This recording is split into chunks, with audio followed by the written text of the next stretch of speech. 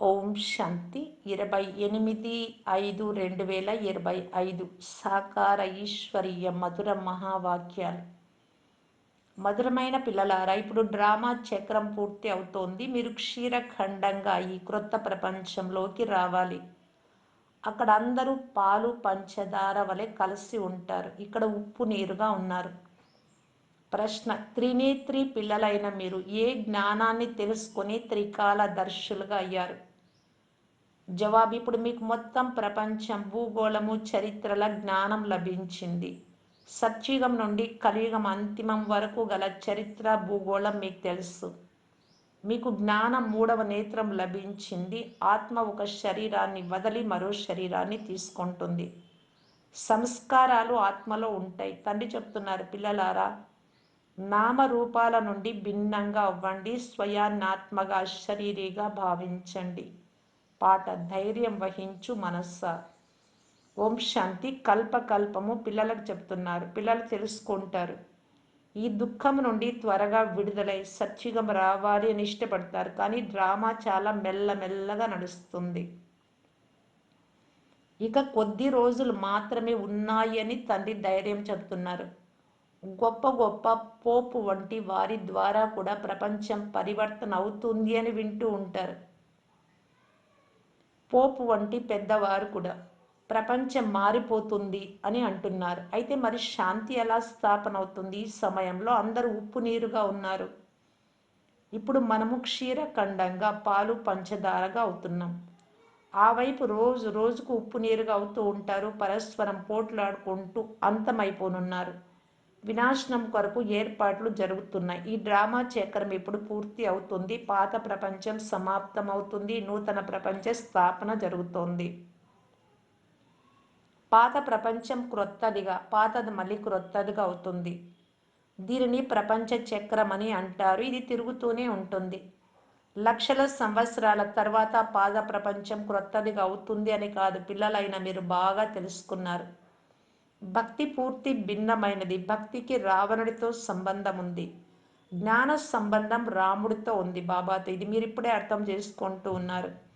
ఇప్పుడు తండ్రిని, ఓ పతిత పావన, రండి, వచ్చి నూతన ప్రపంచాన్ని స్థాపన చేయండి అని పిలుస్తారు. నూతన ప్రపంచంలో తప్పకుండా సుఖం ఉంటుంది. చిన్న పెద్ద అందరూ ఇప్పుడు ఇంటికి వెళ్ళాలి అని తెలుసుకున్నారు. ఈ నాటకం పూర్తి అవుతుంది. మనం మళ్ళీ సత్యుగంలోకి వెళ్ళి 84 జన్మల చక్రంలో తిరగాలి. ఆత్మకు సృష్టి చక్రము దర్శనం అవుతుంది. అంటే ఆత్మకు జ్ఞానం మూడవ నేత్రం లభించింది. వారిని త్రినేత్రులు అని అంటారు. తండ్రిని, మీరిప్పుడు త్రినేత్రులు. మిగిలిన మానవులందరికీ స్థూల నేత్రాలు ఉన్నాయి. జ్ఞాన నేత్రం ఎవ్వరికీ లేదు. మిమ్మలను త్రికాల దర్శులని అంటారు. త్రినేత్రులుగా ఈ త్రికాల దర్శులుగా అయ్యారు. ఎందుకంటే ఆత్మకు జ్ఞానం లభిస్తుంది కదా.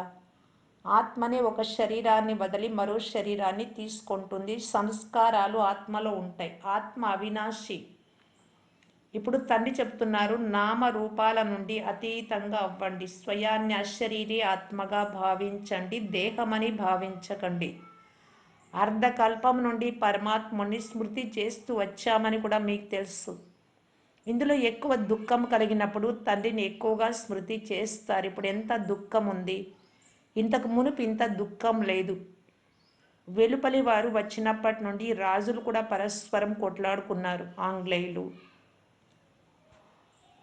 మొఘలులు ఇలాంటి వారు వచ్చి ఇక్కడ రాజ్యం చేసినప్పటి నుంచి రాజ్యం ముక్కలు ముక్కలు అయిపోయింది. సత్యుగంలో ఒకే రాజ్యం ఉండేది. సత్యుగం నుండి కలియుగ అంతం వరకు ప్రపంచ చరిత్ర, భూగోళాలని ఇప్పుడు మీరు అర్థం చేసుకుంటూ ఉన్నారు. సత్య త్రేతాయుగాలలో ఒకే రాజ్యం ఉండేది. ఇలా ఒకే వంశం ఎవ్వరిది ఉండదు. క్రైస్తవ ధర్మంలో కూడా గొడవలు ఉన్నాయి. అక్కడ విశ్వం అంతా ఒక్కరి చేతిలోనే ఉంటుంది. అది కేవలం సత్య త్రేతాయుగాలలో మాత్రమే ఉంటుంది. ఈ బేహద్దు చరిత్ర, భూగోళాలు ఇప్పుడు మీ బుద్ధిలో ఉన్నాయి. మరి ఏ ఇతర సత్సంగాలలో చరిత్ర, భూగోళాలు అనే పదాన్ని వినరు. అక్కడ రామాయణం, మహాభారతం మొదలైనవి మాత్రమే వింటారు. ఇక్కడ అటువంటి మాటలు లేవు. ఇక్కడ ప్రపంచ చరిత్ర, భూగోళాలు ఉన్నాయి. మన తండ్రి శ్రేష్ఠాతి శ్రేష్ఠులు అని మీ బుద్ధిలో ఉంది. జ్ఞానం సంపూర్ణంగా వినిపిస్తున్న తండ్రికి కృతజ్ఞతలు. ఒకటి ఆత్మల వృక్షము పైన, మరొకటి మనుషుల వృక్షం ఇక్కడ క్రింద. మనుషుల వృక్షంలో పైన ఎవరున్నారు? గ్రేట్ గ్రేట్ గ్రాండ్ ఫాదర్ అని బ్రహ్మను మాత్రమే అంటారు. బ్రహ్మ ముఖ్యమైన వారు అని మీకు తెలుసు, కానీ బ్రహ్మ వెనుక ఏ చరిత్ర భూగోళాలు ఉన్నాయో ఎవ్వరికీ తెలియదు. శ్రేష్టాతి శ్రేష్టమైన తండ్రి శివబాబా పరంధామంలో ఉంటారు అని మీ బుద్ధిలో ఉంది. తర్వాత సూక్ష్మవతనం గురించి కూడా మీకు తెలుసు. మనుషులే ఫరిస్తాలుగా అవుతారు, అందుకే సూక్ష్మవతనాన్ని చూపించారు. ఆత్మలైన మీరే వెళ్తారు, శరీరాలు సూక్ష్మవతనంలోకి వెళ్ళవు. ఎలా వెళ్తాయి? దీనిని మీరు మూడవ నేత్రము, దివ్య దృష్టి లేక ట్రాన్స్ అంటే ధ్యానం అని కూడా అంటారు. మీరు ధ్యానంలో బ్రహ్మ విష్ణు శంకర్లను చూస్తారు. శంకరుడు మూడవ నేత్రం తెరవగానే వినాశనం అవుతుంది అని మనుషులు అంటారు. దీని ద్వారా ఎవరూ అర్థం చేసుకోలేరు. డ్రామా అనుసారం వినాశనం జరిగే తీరాలని ఇప్పుడు మీకు తెలుసు. పరస్పరంలో పోట్లాడుకొని వినాశనం అవుతారు. అయితే శంకరుడు ఏం చేస్తాడు? డ్రామా అనుసారంగా పేరు పెట్టబడింది కావున అర్థం చేయించాల్సి ఉంటుంది. బ్రహ్మ విష్ణు శంకరులు ముగ్గురున్నారు. స్థాపన కొరకు బ్రహ్మను ఉంచారు, పాలన కొరకు విష్ణువును, వినాశనం కొరకు శంకరుణ్ణి ఉంచారు. వాస్తవానికి ఇది తయారు చేయబడిన డ్రామా. శంకరుడి పాత్ర ఏమీ లేదు. బ్రహ్మ విష్ణువుల పాత్ర కల్పమంతటిలో ఉంది. బ్రహ్మనే విష్ణువు, విష్ణువే బ్రహ్మ. బ్రహ్మ 84 జన్మలు పూర్తి అయినాయి అంటే విష్ణువు 84 జన్మలు కూడా పూర్తి అయినట్లే. శంకరుడు జనన మరణాల నుండి భిన్నంగా ఉంటాడు. అందుకే శివ శంకరుడు ఇద్దరు ఒకటే అని కలిపేశారు. వాస్తవానికి శివుడి పాత్ర చాలా పెద్దది. వారు చదివిస్తారు. భగవంతుణ్ణి జ్ఞానసాగరులని అంటారు. ఆయన ప్రేరణ ద్వారా కర్తవ్యం చేస్తూ ఉంటే సృష్టి చక్ర జ్ఞానాన్ని ఎలా ఇస్తారు? అందువలన తండ్రి అర్థం చేయిస్తున్నారు. పిల్లలు ప్రేరణ మాటే లేదు, ఎక్కడి నుండో చదివించే మాట లేదు. తండ్రి తప్పకుండా ఇక్కడికి రావాల్సే ఉంటుంది. తండ్రి చెప్తున్నారు, పిల్లలు నాలో సృష్టి చక్ర జ్ఞానం ఉంది, నాకు ఈ పాత్ర లభించింది, అందుకే నన్ను జ్ఞానసాగరులు అని, నాలెడ్జ్ఫుల్ అని అంటారు. జ్ఞానం అని దేనిని అంటారు? అది లభించినప్పుడే తెలుస్తుంది. దొరకనే లేదు అంటే అర్థం ఎలా తెలుస్తుంది? ఇంతకుముందు ఈశ్వరుడు ప్రేరేపిస్తారు అని మీరు కూడా అనేవారు. వారికంతా తెలుసు అని. మనం చేస్తున్న పాపాలను ఈశ్వరుడు చూస్తుంటారు అని కూడా అంటారు. కానీ తండ్రి చెప్తున్నారు, నేను ఈ పని చెయ్యను. వారు చేసిన కర్మల ఫలితంగా వారే శిక్షలు అనుభవిస్తారు. నేను ఎవ్వరికీ శిక్షలు ఇవ్వను. ప్రేరణ ద్వారా కూడా శిక్షించను. ప్రేరణ ద్వారా చేస్తే అది నేను శిక్షించినట్లే అవుతుంది. వీరిని కొట్టండి అని ఎవరైనా చెప్తే అది కూడా దోషమే. చెప్పేవారు కూడా చిక్కుకుంటారు, పాపం లభిస్తుంది. శంకరుడు ప్రేరణనిస్తే వారు కూడా చిక్కుకునేస్తారు. నేను పిల్లలైన మీకు సుఖమునిచ్చేవాడిని. బాబా, మీరు వచ్చి మా దుఃఖమును హరించండి అని మీరు నన్ను మహిమ చేస్తారు. నేను దుఃఖముని ఇవ్వను. పిల్లలైన మీరు ఇప్పుడు తండ్రి సన్ముఖంలో కూర్చొని ఉన్నారు. మరి ఎంత ఖుషి ఉండాలి. ఇక్కడ ప్రత్యక్షంగా అనుభవం అవుతుంది. బాబాయే మనల్ని చదివిస్తున్నారు. దీనిని మేళ అని అంటారు. సేవా కేంద్రాలకు మీరు వెళ్ళినప్పుడు దానిని ఆత్మ పరమాత్మల మేళ అని ఎవ్వరూ అనరు. ఆత్మ పరమాత్మల మేళ కలయిక అనేది ఇక్కడ మధువన్లో మాత్రమే జరుగుతుంది. ఇప్పుడు మేళా జరుగుతోంది అని మీకు తెలుసు. ఆత్మలు వచ్చి ఇక్కడ తండ్రిని కలుస్తూ ఉన్నారు. తండ్రి పిల్లల మధ్యలోకి వచ్చారు. ఆత్మలంతా ఇక్కడ ఉన్నారు. తండ్రి రావాలి అని ఆత్మని స్మృతి చేస్తుంది. ఇదే అన్నింటికంటే మంచి మేళ. తండ్రియే వచ్చి ఆత్మలందరినీ రావణ రాజ్యం నుండి విడిపిస్తారు. ఈ మేళా బాగుంది కదా. ఈ మేళా ద్వారా మానవులు పారస బుద్ధి కలవారిగా అవుతారు. ఆ మేళాల ద్వారా మనుషులు ఇంకా మైలపడిపోతారు. ధనం వ్యర్థం చేసుకుంటారు, ఏమీ లభించదు. వాటిని అసురీ మాయావి మేళాలు అని అంటారు. ఇది ఈశ్వరీయ మేళ. రాత్రికి పగలకున్నంత వ్యత్యాసం ఉంది. మీరు కూడా అసురీ మేళాలో ఉండేవారు, ఇప్పుడు ఈశ్వరీయ మేళాలో ఉన్నారు. బాబా వచ్చి ఉన్నారు అని మీకు మాత్రమే తెలుసు. బాబా వచ్చి ఉన్నారు అని అందరూ తెలుసుకుంటే ఎంత గుంపు అవుతుందో తెలియదు.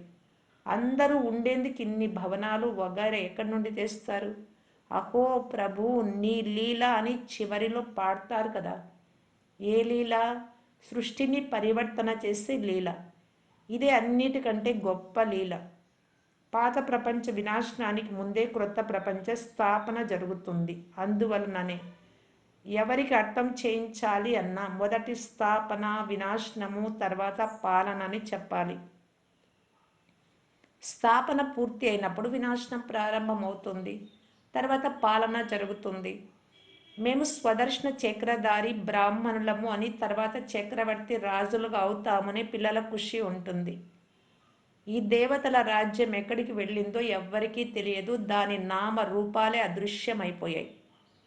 దేవతలము అని చెప్పుకునేందుకు బదులు స్వయాన్ని హిందువులమని చెప్పుకుంటూ ఉన్నారు.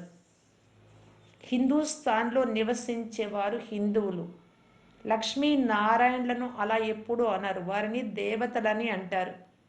మీరు ఇప్పుడు ఈ మేళాలో డ్రామా అనుసారం వచ్చారు. ఇది డ్రామాలో నిర్ణయమై ఉంది, మెల్లమెల్లగా వృద్ధి చెందుతూ ఉంటుంది. మీరు చేయుచున్న పాత్ర కల్పం తర్వాత పునరావృతం అవుతుంది. ఈ చక్రం తిరుగుతూ ఉంటుంది. మళ్ళీ రావణ రాజ్యంలో అసురీ పాలన ఉంటుంది. మీరు ఇప్పుడు ఈశ్వరీయ సంతానము, తర్వాత సత్యుగంలో దైవీ సంతానంగా, ఆ తర్వాత త్రేతాలు క్షత్రియులుగా అవుతారు. అపవిత్ర ప్రవృత్తిలో ఉన్న మీరిప్పుడు మళ్ళీ పవిత్రమైన ప్రవృత్తి వారిగా అవుతారు. వీరు కూడా దైవీ గుణాలు కల మనుషులే కదా దేవతలు. ఇకపోతే ఇన్ని భుజాలు మొదలైనవి ఇచ్చేశారు. విష్ణువు ఎవరు తెలిపించలేరు. మహాలక్ష్మిని కూడా పూజిస్తారు. జగదంబ నుండి ఎప్పుడు ధనాన్ని అడగరు. ధనం ఎక్కువగా లభిస్తే లక్ష్మిని పూజించాము కనుకనే, లక్ష్మినే భండారాన్ని నింపేశారు అని అంటారు. కానీ ఇక్కడ మీరు జగదంబ నుండి పరమపిత పరమాత్మ శివుడి ద్వారా శివుడిని పొందుతున్నారు. ఇచ్చేవారు వారు తండ్రి. పిల్లలైన మీరు బాప్దాదా కంటే చాలా అదృష్టవంతులు. జగదంబకి ఎన్ని మేళాలు జరుగుతాయి చూడండి, బ్రహ్మకి ఇంతగా జరగవు. బ్రహ్మను ఒకే చోట కూర్చోబెట్టారు, అజ్మీర్లో పెద్ద మందిరం ఉంది. దేవీల మందిరాలు అయితే చాలా ఉన్నాయి, ఎందుకంటే ఈ సమయంలో మీకు చాలా మహిమ ఉంది. మీరు భారతదేశానికి సేవ చేస్తారు, పూజలు కూడా మీకు ఎక్కువగా జరుగుతాయి. మీరు అదృష్టవంతులు. జగదంబను సర్వవ్యాపి అని అనరు, మీకు మహిమ జరుగుతూ ఉంటుంది. బ్రహ్మ విష్ణు శంకరులను కూడా సర్వవ్యాపి అని అనరు. నన్ను కణ కణంలో ఉన్నానని అనేస్తారు. ఎంత గ్లాని చేస్తారు. తండ్రి చెప్తున్నారు, నేను మీ మహిమని ఎంతో పెంచుతాను. భారత్ మాతాకి జై అని అంటారు కదా, భారత్ మాతలు మీరే. భూమి కాదు, భూమి మొదలైనవన్నీ ఇప్పుడు తమో ప్రధానంగా ఉన్నాయి. సత్యుగంలో సతో ప్రధానమవుతాయి. అందువలనే ఈనాటి ఈ తమో ప్రధాన భూమిపై దేవతల అడుగు కూడా పెట్టరు అని అంటారు. ధరణి సతో ప్రధానంగా అయినప్పుడు వస్తారు. ఇప్పుడు మీరు సతో ప్రధానంగా అవ్వాలి. శ్రీమతంపై నడుస్తూ తండ్రిని స్మృతి చేస్తూ ఉంటే ఉన్నత పదవిని పొందుతారు. ఈ ఆలోచన ఉండాలి. స్మృతి చేస్తే వికర్మలు వినాశనం అవుతాయి, శ్రీమతం లభిస్తూ ఉంటుంది. సత్యుగంలో మీ ఆత్మ పవిత్రంగా కంచనంగా అవుతుంది కనుక శరీరం కూడా కంచనంగా లభిస్తుంది. బంగారులో మలినం చేరితే నగలు కూడా అటువంటివే తయారవుతాయి. ఆత్మ అసత్యమైతే శరీరం కూడా అసత్యమైనదే. మైల చేరినందున బంగారు విలువ కూడా తగ్గిపోతుంది. ఇప్పుడు శరీరాలకు ఎటువంటి విలువ లేవు. మొదట మీరు విశ్వరాజ్య అధికారులుగా 24 క్యారెట్ల బంగారంగా ఉండేవారు. ఇప్పుడు మిమ్మలను 9 క్యారెట్లు అని చెప్తారు. తండ్రి పిల్లలతో ఆత్మిక సంభాషణ చేస్తారు, కూర్చొని పిల్లలను ఆహ్లాదపరుస్తారు. మీరు ఈ జ్ఞానాన్ని వింటూ వింటూ పరివర్తన చెంది మనుషుల నుండి దేవతలుగా అవుతారు. అక్కడ వజ్ర వైడ్యూరాలు పొదగబడిన మహల్లు ఉంటాయి. స్వర్గం అంటే ఏమనుకున్నారు? మీరు అక్కడ సుబి రసం మొదలైనవి కూడా త్రాగి వస్తారు. అక్కడి ఫలాలు కూడా చాలా పెద్ద పెద్దవిగా ఉంటాయి. ఇక్కడ అంత పెద్దవి లభించవు. సూక్ష్మవతనంలో ఏమీ ఉండవు. మీరన్నీ సాక్షాత్కారాల ద్వారా ఇవన్నీ చూస్తారు. ఇప్పుడు మీరు నిజంగానే అక్కడికి వెళ్తారు. ఇది ఆత్మ పరమాత్మల మేళ. దీని ద్వారా మీరు ఉజ్వలంగా అవుతారు. ఇక్కడికి వచ్చినంతనే పిల్లలైన మీరు ఫ్రీగా అవుతారు. మధుబన్కి ఇల్లు వాకిలి వ్యాపార వ్యవహారాదుల చింత ఏది ఉండదు. స్మృతి యాత్రలో ఉండడానికి మీకు ఇక్కడ చక్కని అవకాశం ఉంది. అక్కడ ఇల్లు వాకిళ్ళు అన్నీ గుర్తుకు వస్తూ ఉంటాయి, ఇక్కడ అవేమీ గుర్తుకు రావు. రాత్రి 2 గంటలకు లేచి కూర్చోండి. సేవా కేంద్రాలకు రాత్రి 2 గంటలకు మీరు వెళ్ళలేరు. ఇక్కడ ఎంత ఈజీ, శివబాబా స్మృతిలో వచ్చి కూర్చోండి, ఇంకెవ్వరూ గుర్తు రాకూడదు. ఇక్కడ మీకు సహయోగం కూడా లభిస్తుంది. త్వరగా నిద్రపోయి త్వరగా లేవండి. 3 గంటల నుండి 5 గంటల వరకు అయినా వచ్చి కూర్చోండి. బాబా కూడా వస్తారు. బాబా వచ్చినంతనే పిల్లలు సంతోషిస్తారు. బాబా యోగం నేర్పించేవారు, ఈ బ్రహ్మ కూడా నేర్చుకునేవారే కనుక తండ్రి దాదా ఇరువురు వచ్చేస్తారు. ఇక్కడ యోగం చేయుటకు, అచ్చట యోగం చేయుటకు మధుబన్లో, ఇక్కడ ఇంటిలో లేదు సెంటర్లో చాలా వ్యత్యాసం ఉంటుంది. ఇక్కడ ఏమీ గుర్తుకు రాదు, ఇందులో చాలా లాభం ఉంది. బాబా సలహా ఇస్తున్నారు, ఇది చాలా బాగుంటుంది. పిల్లలు లేవగలరో లేదో చూద్దాం. చాలామందికి ఉదయం లేచే అభ్యాసం ఉంది. మీరు పంచ వికారాలను సన్యసిస్తారనగా వదిలేస్తారు. పాత ప్రపంచం అంతటిపైన మీకు వైరాగ్యం ఉంది. మంచిది. మధురాతి మధురమైన అపురూపమైన పిల్లలకు మాతాపిత బాప్ దాదాల ప్రియ స్మృతులు మరియు గుడ్ మార్నింగ్. ఆత్మిక పిల్లలకు ఆత్మిక తండ్రి నమస్తే. ధారణ కొరకు ముఖ్య సారం. ఫస్ట్ పాయింట్, ఇప్పుడు సృష్టి పరివర్తన అయ్యే లీల జరుగుతోంది. అందువలన స్వయం పరివర్తన చెందాలి. క్షీరఖండం పాలు పంచదారలాగా కలిసిపోయి ఉండాలి. సెకండ్ పాయింట్, అమృత వేళ లేచి ఒక్క తండ్రి స్మృతిలో కూర్చోవాలి. ఆ సమయంలో ఇంకెవ్వరి స్మృతి ఏది గుర్తు రాకూడదు. పాత ప్రపంచంపై బేహద్దు వైరాగిగా అయ్యి పంచ వికారాలను సన్యసించాలి. వరదానము, బేహద్దు స్థితిలో స్థితమై ఉండి సేవ యొక్క ఆకర్షణ ద్వారా న్యారా మరియు ప్యారాగా ఉండే విశ్వ సేవాధారి భవ. విశ్వ సేవాధారి అనగా బేహద్దు స్థితిలో స్థితమై ఉండేవారు. ఇటువంటి సేవాదారులు సేవ చేస్తున్న న్యారాగా మరియు సదా తండ్రికి ప్యారాగా ఉంటారు. సేవ యొక్క ఆకర్షణలోకి కూడా రారు. ఎందుకంటే సేవపై ఆకర్షణ కూడా బంగారు సంఖ్యల లాంటిదే. ఈ బంధనం బేహద్దు నుండి హద్దులోకి తీసుకొస్తుంది. నేను చేస్తున్నా, నాది,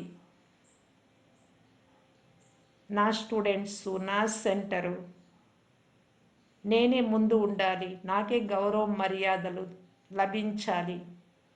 ఇలాంటివన్నీ కూడా ఆకర్షణలు, బంగారు సంఖ్యల లాంటివి. అందువలన దేహ స్మృతి నుండి, ఈశ్వరీయ సంబంధం నుండి, సేవ యొక్క సాధనాలపై ఆకర్షణ నుండి న్యారగా, అతీతంగా, భిన్నంగా మరియు తండ్రికి ప్రియంగా అయినట్లయితే విశ్వ సేవాధారి యొక్క వరదానం ప్రాప్తిస్తుంది. అంతేకాదు సదా సఫలత లభిస్తూనే ఉంటుంది.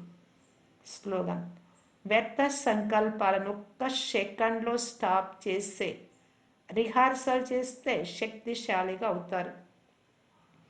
ఈ వ్యర్థ సంకల్పాలను ఒక్క సెకండ్లో స్టాప్ చేయాలి, అప్పుడే శక్తిశాలి అయ్యేది. స్టాప్ చేయాలి అంటే సాధన చేయాలి. ఆత్మ తెలుసు, నేను ఆత్మ. ఇప్పుడు నిరాకారి దేశానికి ప్రకాశ ప్రపంచం గుర్తుంచుకొని అక్కడ ప్రకాశంగా ఉండే జ్యోతి తండ్రి దగ్గర నేను కూర్చున్నా. తండ్రి జతలో ఉన్నా. తండ్రి నన్ను చూస్తున్నారు, నేను తండ్రిని చూస్తూ ఉన్నా. అనుభూతి చేసుకోవాలి నిజంగా అక్కడ కూర్చున్నట్టు, బాబా దృష్టి మన పైన పడుతూ ఉన్నట్టు. ఇలాగా సూక్ష్మవతనంలో ఫరిస్తా రూపంలో కూడా అంతే. బాబా యొక్క వరదాని హస్తం నా తలపైన ఉంచారు, నన్ను చూస్తున్నారు. భగవంతుడి దగ్గరికి నేను వచ్చా, ప్రజాపిత బ్రహ్మబాబా దగ్గరికి వచ్చాను అంటే మరి నేనెంత గమనం ఇవ్వాలి ఇక్కడ? నా కోసం కదా, నేను నా ప్రాప్తి పొందడానికి కదా నేను ఇక్కడ వచ్చా. ఎందుకు నేను బుద్ధిని ఇక్కడ ఉంచలేను? ఉంచి తీరాలి అంతే. ఇప్పుడు ఎంతసేపు ఉండాలి అనుకుంటాను, ఆలోచన చేయాలి, అక్కడే ఉండడానికి ప్రయత్నం చేయాలి. మళ్ళీ కిందకు వచ్చినా సరే, ఎందుకు నేను కిందకు వచ్చా, నాకు ఇక్కడ ఏమీ లేదు, అక్కడే లాభం, అదే ప్రయోజనం, తిరిగి నేను బాబా దగ్గరే ఉంటా. ఇలా అభ్యాసం 1 సెకండు 2 సెకండ్లు ఇలా పెంచుకుంటూ వెళ్ళాలి. అప్పుడు వ్యర్థ సంకల్పాలు అనేవే రావు. ఇక్కడికి వచ్చినా కూడా ఆత్మలను చూసే అభ్యాసం చెయ్యాలి, సాధన చేస్తూ ఉండాలి. ప్రయత్నిస్తూ ఉంటే మనస్సు నిలబడుతుంది. అప్పుడే శక్తిశాలిగా కూడా అవుతాం. ఇదే రిహార్సల్ చేయండి అని చెప్తున్నారు బాబా. మాటి మాటికి మాటి మాటికి ప్రయత్నాలు చేస్తూ ఉండాలి. అవ్యక్త సూచన. ఆత్మిక రాయల్టీ మరియు పవిత్రత పర్సనాలిటీని ధారణ చేయటానికి బాప్తాదా తెలియజేస్తున్నారు. మీ అందరి మొదటి ప్రవృత్తి మీ దేహం యొక్క ప్రవృత్తి, తర్వాత దేహ సంబంధాల ప్రవృత్తి. కనుక మొదటి ప్రవృత్తి ఏమిటి అంటే దేహం యొక్క ప్రతి కర్మేంద్రియాన్ని పవిత్రంగా చేసుకోవాలి. ఎంతవరకు దేహం యొక్క ప్రవృత్తిని పవిత్రంగా చేసుకోరో, కర్మేంద్రియాలను అన్నింటినీ అదుపాజ్ఞల్లో ఉంచుకోరో, అంతవరకు దేహ సంబంధాల ప్రవృత్తి, హద్దులోవి కానీ బేహద్దులోనివి కానీ వాటిని కూడా పవిత్రంగా చేసుకోలేరు. కనుక ముందు మిమ్మల్ని మీరు ప్రశ్నించుకోండి. నా శరీరం అనే ఇంటిని అనగా సంకల్పాలను, బుద్ధిని, కళ్ళను, నోటిని ఆత్మీయంగా అంటే పవిత్రంగా చేసుకున్నానా? ఇటువంటి పవిత్రమైన ఆత్మలే మహానాత్మలు. ఓం శాంతి.